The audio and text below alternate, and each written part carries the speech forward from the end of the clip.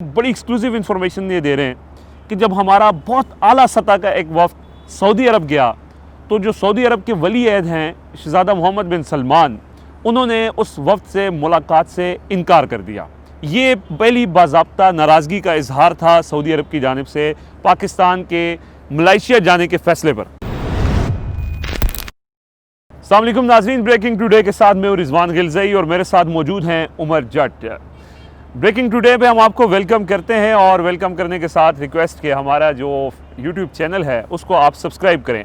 आज इस्लामाबाद में वज़ीर आज़म ऑफिस में वज़ीर आज़म मौजूद नहीं है, तो वो कहाँ हैं? वो बैरून मुल्क दौरों पर हैं। 4 मुख्तलिफ ममालिक के उन्होंने दौरे करने हैं, लेकिन ख़बर ये है कि एक मुल्क का दौरा वो नहीं करेंगे। वो क्यों नहीं करेंगे, क्या ऐसी वजूहात हैं, उमर जट आपको बताएंगे। वज़ीर आज़म इमरान ख़ान रिजवान इस वक्त पहले वो बहरीन थे और बहरीन से वो अब रवाना हो चुके हैं जेनीवा, और जब हमारी ये वीडियो नाज़रीन देख रहे होंगे तो वो जेनीवा पहुंचने वाले होंगे या उसके रास्ते पर होंगे, क्योंकि जो पनाह गुज़ीन कॉन्फ्रेंस आलमी पनाह गुज़ीन कॉन्फ्रेंस हो रही है उसमें वज़ीर आज़म शिरकत करेंगे। बट यहाँ पर जो बड़ी खबर है वो ये है कि वज़ीर आज़म इमरान ख़ान ने मलेशिया का दौरा करना था। मलेशिया में एक समिट होने जा रहा है। उस समिट में तकरीबन जो OIC के मुस्लिम ममालिक हैं, जिनमें जो अरब कंट्रीज़ हैं वो उसमें शामिल नहीं हैं, बाकी जितने OIC के कंट्रीज़ हैं वो उसमें शामिल हैं। उस कॉन्फ्रेंस में वज़ीर आज़म इमरान ख़ान ने भी शिरकत करनी थी और उन्होंने ख़िताब भी करना था। बट अब ख़बर ये आ रही है कि वो इस कॉन्फ्रेंस में शरीक नहीं हो रहे। अब इस पर कुछ ममालिक की रिजर्वेशंस हैं। वज़ीर आज़म ने कुछ रोज़ कबल सऊदी अरब का दौरा भी किया। अब आप हमें बताएं कि वो रिजर्वेशंस हैं क्या, किस बात के, किस पर नाराज़गी है और ये मामला है क्या, क्यों नाराज़ हैं, क्यों वज़ीर आज़म नहीं जा रहे, क्या चीज़ें ज़रा नाज़रीन को बताएं।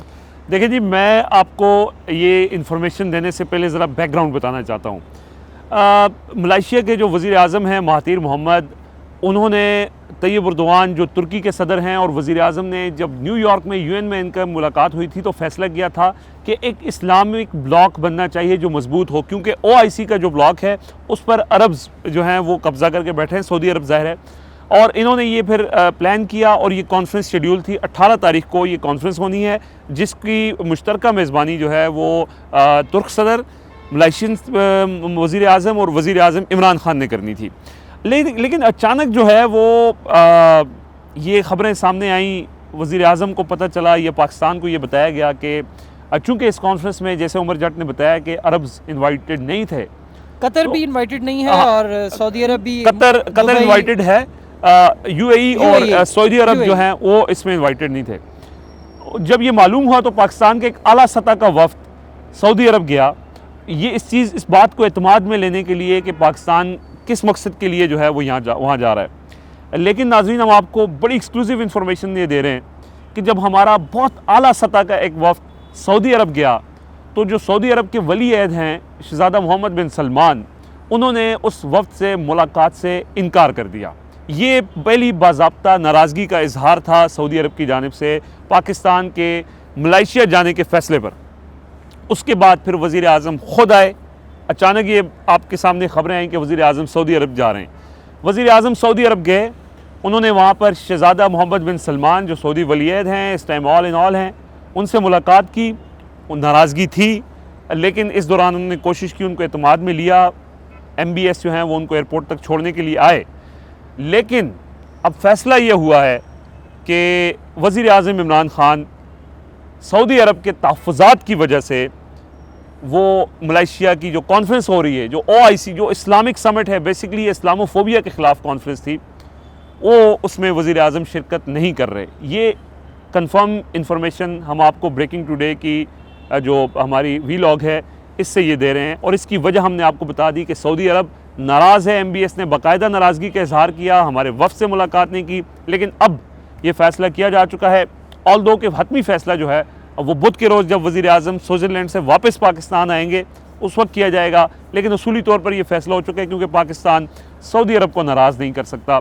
ऑल्दो कि ये वज़ीर आज़म का इनिशिएटिव था कि इस्लामोफोबिया के ख़िलाफ़ एक मजबूत इत्तेहाद बनना चाहिए, लेकिन उस इत्तेहाद में पहली दरार जो है वो सऊदी अरब बना है। और सऊदी अरब ना सिर्फ ख़ुद नहीं गया, बल्कि पाकिस्तान जो उम्मत मुसलमान का एक बड़ा मजबूत रुकन के तौर पर सामने आ रहा था, उसको भी जाने से रोक दिया। और पाकिस्तान की माशी मजबूरियों की वजह से पाकिस्तान भी इस कॉन्फ्रेंस में शिरकत नहीं कर रहा। तो ये बड़ी जो है वो एक तरह की उमरझट कहीं हम ये समझते हैं कि पाकिस्तान सबकी ख्वाहिश थी कि एक मजबूत ब्लॉक होना चाहिए, लेकिन वो शिरकत के लिए नहीं जा रहे। और अब मसला इसमें जो पॉइंट है वो ये है कि अगर पाकिस्तान इस कॉन्फ्रेंस में शिरकत के लिए नहीं जाता तो फिर पाकिस्तान मलेशिया और तुर्की को नाराज़ करेगा।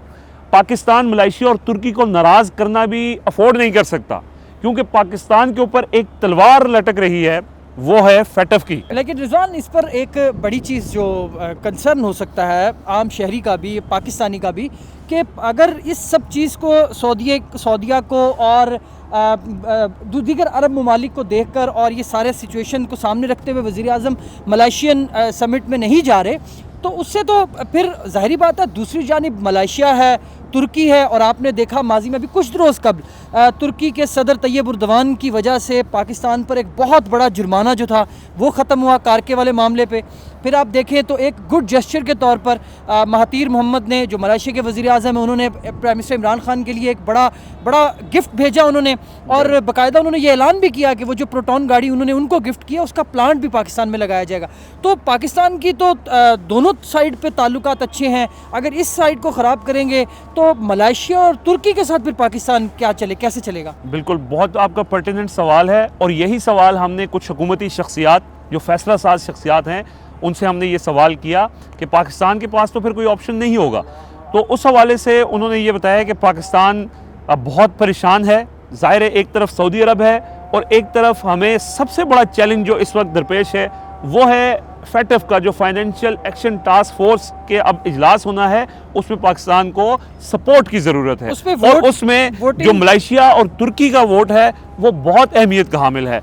और साथ ही आपने जैसे कहा कि अगर पाकिस्तान इस कॉन्फ्रेंस में, अब बात यह है कि कॉन्फ्रेंस में शिरकत तो करेगा पाकिस्तान का एक नुमाइंदा वहाँ जाएगा, शायद शाह महमूद कुरैशी जो वज़ीर खारजा, हाँ, वहाँ पे जाए, वो जाएगा। लेकिन ऐसे मौके पे अब यह है कि हुकूमत की जानिब से बैकडोर राब्ते किए जा रहे हैं महातीर मोहम्मद से भी और तैयब उर्दवान से भी। उनको अपनी सिचुएशन बताई जाएगी कि जाहिर है हमारे जो सऊदी अरब के साथ, जाहिर है सऊदी अरब मुश्किल में हमारा दोस्त है, माशी मुश्किलात से पाकिस्तान को निकाला गया, सऊदीया ने हेल्प की। चलें अब आज दूसरी बात करें रिजवान, आर्मी चीफ की मुद्दत मुलाजमत के हवाले से सुप्रीम कोर्ट ने एक शॉर्ट ऑर्डर दिया था, आज एक डिटेल ऑर्डर जो है वो जारी कर दिया गया, और उस ऑर्डर में बाकायदा पार्लियामेंट के जो कोर्ट में बाल डाली गई है, और ये कहा गया है कि जो कानून साजी और इस पर बेहतरीन कानून साजी का जो इख्तियार है पार्लियामेंट को है।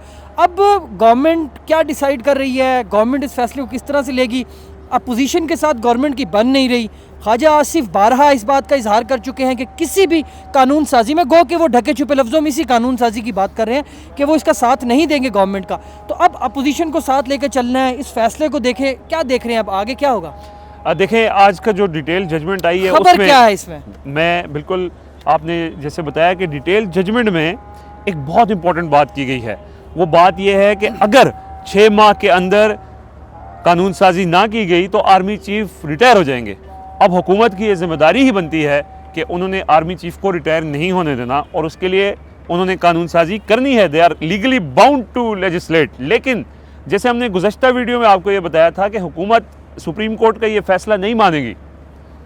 ये मैं आपको बड़े वाज़ेह तौर पर ये कह रहा हूँ कि हुकूमत कानून साजी की तरफ नहीं जाएगी। अगर कानून साजी की तरफ नहीं जाएगी तो 6 महीने बाद आर्मी चीफ रिटायर हो जाएंगे। तो हुकूमत के पास ऑप्शंस क्या हैं? हुकूमत के पास ऑप्शंस ये हैं, जैसे हमने गुज़श्ता वीलॉग में आपको बताया था कि हुकूमत जो है वो इस फैसले के खिलाफ रिव्यू पिटीशन में जा रही है। इसका फैसला गुज़श्ता काबीना इजलास में, आज का एक काबीना के अहम रुकन ने हमें ये बताया कि काबीना इजलास में उसूली तौर पर इत्तफाक कर लिया गया है कि जो आर्मी चीफ के हवाले से तफसीली फैसले के बाद हुकूमत रिव्यू में जाएगी।